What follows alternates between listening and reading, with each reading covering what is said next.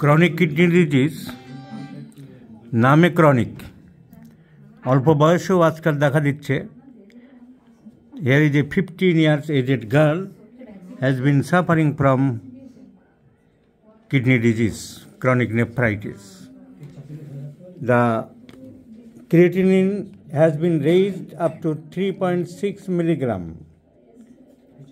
3.6 milligram, 15 বছরের মেয়ে, মুখটা আমি দেখাবো না, গার্ডিয়ানরা চাইছে না, সে অবিবাহিতা মেয়ে, অল্প বয়সে মেয়ে, ফিজিক্যাল মেকআপ, লিন, থিন, এমাসিয়েটেড।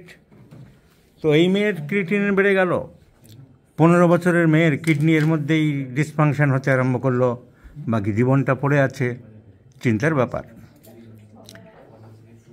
হাইপারটেনশান আছে কিনা বাচ্চাদেরও থাকে, জুভেনাইল হাইপারটেনশান, দেখবো, কোনো প্রেশারটা দেখিনি।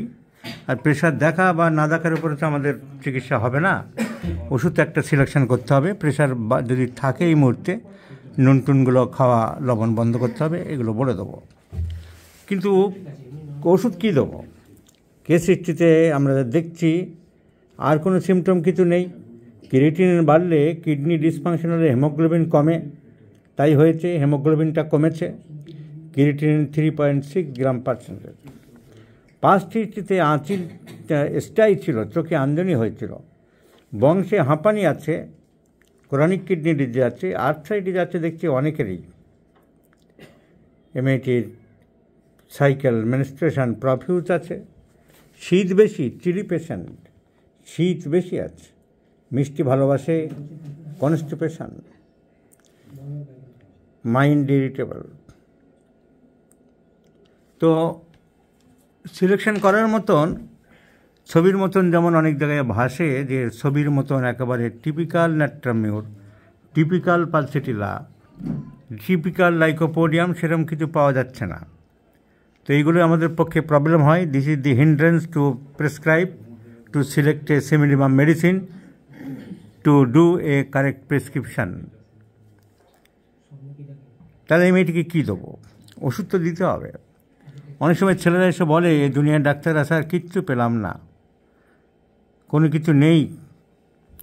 থাকে কিছু, অঙ্ক করে নিজের বুদ্ধি দিয়ে বের করতে হবে, কিছু একটা তো বের করতে হবে। তো আবার অনেকে বলে এমন যে হুবু ন্যাট্রামিউরের সিমটম, স্যার ন্যাট্রামিউর 200 দিলাম, 1M দিলাম, 10M দিলাম, কিচ্ছু কাজ হলো না, 50M দিলাম, CM দিলাম, একেবারে টোটো ন্যাট্রামিউর স্যার।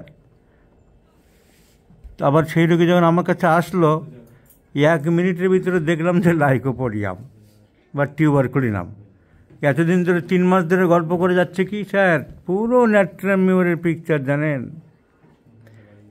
তো ইন্টারপ্রিটেশন, এভালুয়েশন, দেখার চোখ, অ্যাটেনশন ইন অবজারভিং, সিমটমকে অ্যানালিসিস করার ক্ষমতা। রোগী বলেছে নুন খায় না, তাই ও লেখেনি। রোগী 1 চামচ করে লবণ খায়, ইন্টারপ্রিটেশন করেনি, ভালো করে যাচাই করেনি। রোগী বলেছে যে রাগ আছে, লিখলো রাগ, আদৌ তার বাড়ির লোকে বলে রাগ আছে, আদৌ তার রাগ নেই। আবার একজন লিখলো যে রাগ নেই, দেখা গেল খুব রাগী, তাহলে তুমি রাগ লিখলে কেন?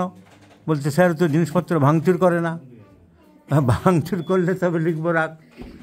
তো সিমটমের ব্যাপার স্যাপার আছে।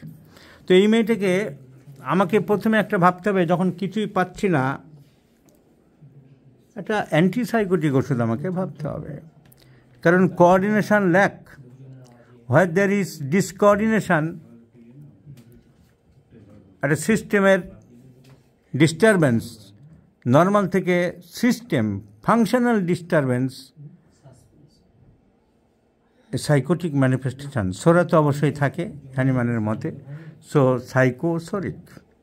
একটা অ্যান্টিসাইকোটিক ওষুধ ভাবার দরকার। এই বয়সে এরকম একটা ডিসওরিয়েন্টেশন, ডিসঅর্গানাইজেশন, ডিসহারমোনি চলছে, অ্যান্টিসাইকোটিক ওষুধ ভাবার দরকার। তাছাড়া বংশে যদি এত বাতের ব্যথা থাকে, আর্থ্রাইটিস অনেকের মধ্যে, অ্যাজমা থাকে, ক্রনিক কিডনি ডিজিজ আছে, so the family history totally indicates the patient is psychotic. তাছাড়া মেয়েটি সাইকোটিক ছিল, স্টাইস ছিল। সো অ্যান্টিসাইকোটিক ওষুধের মধ্যে আমরা তাও তো কোনো ওষুধের গুরুত্ব সিমটম পাচ্ছি না। শীত বেশি আছে, কনস্টিপেশন আছে, তাহলে এই দুটো নিয়ে আমরা অ্যান্টিসাইকোটিকের মধ্যে থুজা ভাবতে পারি। থুজার অন্য মেন্টাল সিমটম কিছু আছে কিনা আমরা দেখলাম, জিজ্ঞাসা করলাম যে অন্ধকারে ভয় পাই কিনা। হ্যাঁ, মনে হয় পিছন থেকে কেউ ফলো করে, তাই আমরা লিখলাম সেন্সেশন অ্যাজ ইফ সামন following from behind. So Thuja is the choice of medicine. Let's see the result. এর ক্রিয়েটিনিন এখন আছে 3.6 মিলিগ্রাম। আমরা 3 মাস পরে দেখব ক্রিয়েটিনিনের রেজাল্ট কী দাঁড়ালো। এই মুহূর্তে আমরা থুজা ছাড়া অন্য কোনো প্রেসক্রিপশান ভাবতে পারছি না। Because this prescription is done by miasmatic point of view. So prescriptions may be from different angles. Miasmatic point of view, কারণ ডিসকোঅর্ডিনেশন, ডিসওরিয়েন্টেশন, এর জন্য আমরা সাইকোসিসকে দায়ী করি এবং একটা অ্যান্টিসাইকোটিক দিতে হবে। অ্যান্ড প্রেজেন্টলি সাইকোসিস is predominance with family history also, latent psychosis in the family.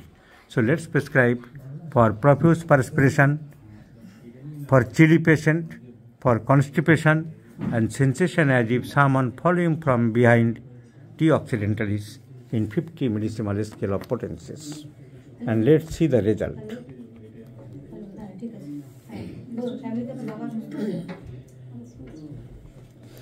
দিনে দুবার করে দেওয়া যাক।